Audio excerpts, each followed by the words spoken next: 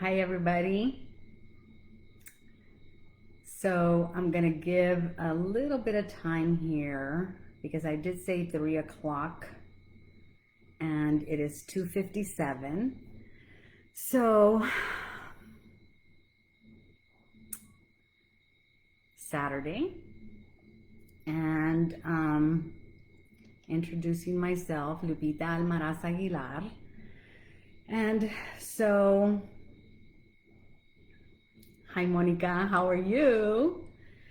Today is our Nikki Claudette Aguilar's birthday, July 11th, and today she would have been 34 years old. So heavenly happy birthday to our beautiful daughter. And this is our gorgeous Nikki Claudette. And I hope everybody is a little bit patient with me today because it is the first time ever, and I'm really a little bit nervous, that I have ever spoken publicly with regard to our beautiful daughter, Nikki. So even my girls, Janelle and Tommy, tell me that, I kind of need to do a little bit more sharing, but as anybody might imagine, it is very, very difficult for a mom who has lost her daughter. And we lost Nikki on November the 29th of 2009. And so in my poetry book, I have an entire chapter dedicated to her. And I have a representation of what this chapter is, and this is our beautiful granddaughter, who is Nikki's daughter. I'm trying to determine here how to best do this. And this is our Savannah Bree. She is now 16 going on 17. Absolutely wonderful baby doll. And she might not be excited that I showed her picture, but it took the act of Congress to get her to pose for this. So, and in case I didn't say that, Savannah Bree Aguilar. And so this chapter 4 is titled All the Broken Pieces. And it is my collection, mostly a compilation of writings about the loss of our Nikki. And some pieces are quite deep and heart-wrenching, and I did do a practice run yesterday, and it was not easy, to say the least. So I'm going to hope that all the forces of our good Lord are with me today, because these poems that I wrote, I would do them maybe late at night, and they were very, very difficult. And actually, I had not ever even taken them out until I was ready to write this book, and it was quite challenging. So my first poem is titled Another Year Without Her, and it's on page 147 of my book. And so here it goes. So another year without her is like a pain unknown, my entire body heavy. My grief seems to have grown. My world seems so tiny, I want to cringe and crumble, but I can't. I can't because I can't. My sadness is so thick. I have trouble breathing. I can't speak. I cried. I am immobile. I struggle to move forward. Some days I struggle more than others. Today, I struggle like a mother who lost her beautiful daughter. I hope you never know this pain. I will never be able to express the trauma, the fear, the pain, the confusion, the conflict within. I will never be able to explain it. I'll never be able to explain the different me. I love you more than I can say. And this was written July 11th, 2017. So it had been 8 years at that time. My apologies for that. take a little drink of water right now.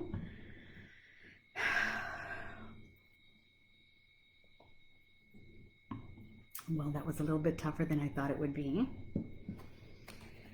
So I'm going to skip the next one because that one's a little bit rough. I might try that one at the end. So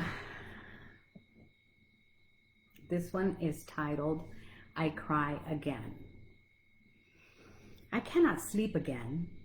I think I will be able, but I cannot. I cry again. I cry alone again. I cannot wake someone to tell that I am crying again. I cannot at least complain, because my pain cannot compare to hers. I miss her so much, and I cry again. This is like nothing I have ever known, nothing more unforgiving, nothing more unbearable, ever. I see her every single day, in something, in someone, in everything. I cannot share this feeling, the depth of it. I will not share it, as I dare not permit another to feel what I feel. I cannot share this burden, as it is much too demanding, unforgiving, unbearable. These words are too simple to grasp the true depth of the emotion. It is impossible. I will never ever be the same. I may seem so, but I am not. I love my daughter unconditionally. Of that, I am certain. Love that poem. So this next one is on page 167, and it is titled, I'll Always Remember. I think of you often.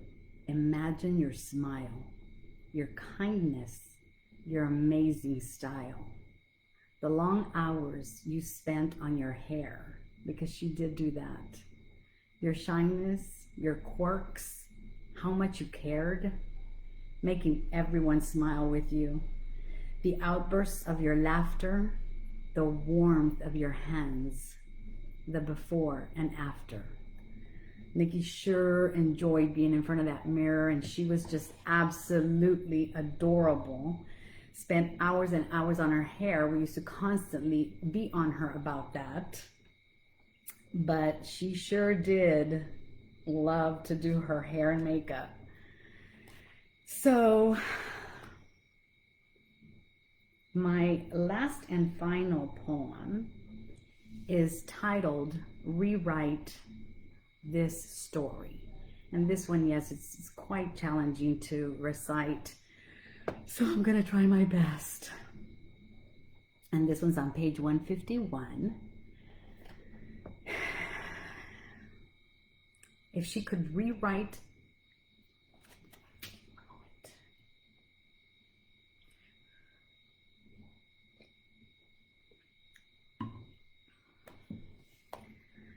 If she could rewrite this story, she would want to go back in time.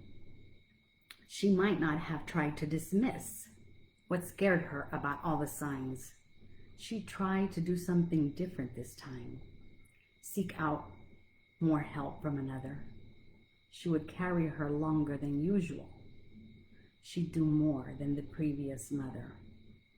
She'd uncover all that was hidden, try to decipher the truth, try harder to untangle the mess. She'd do more than she did if she could. Sorry about that. That was very, very difficult for me. That was a poem that I wrote about myself. And so hopefully this sharing, oh, and look, I have this really neat little shirt that I made, and they'll be on my website soon.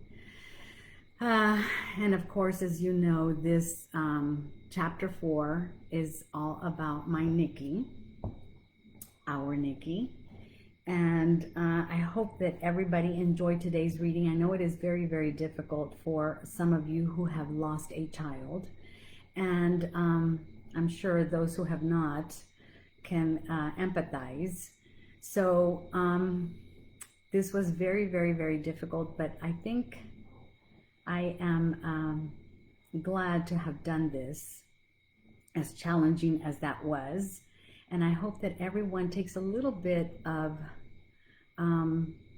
not only empathy, but some solace, and that you take this and understand the difficulty and empathize when somebody tries to maybe have a conversation with you about a loss. Those are very, very difficult. Why is the reason I don't like sharing these emotions? But this concludes today's reading, and happy heavenly birthday to our beautiful Nikki, and hope everybody has a great rest of their Saturday, and I hope that you enjoy today's reading.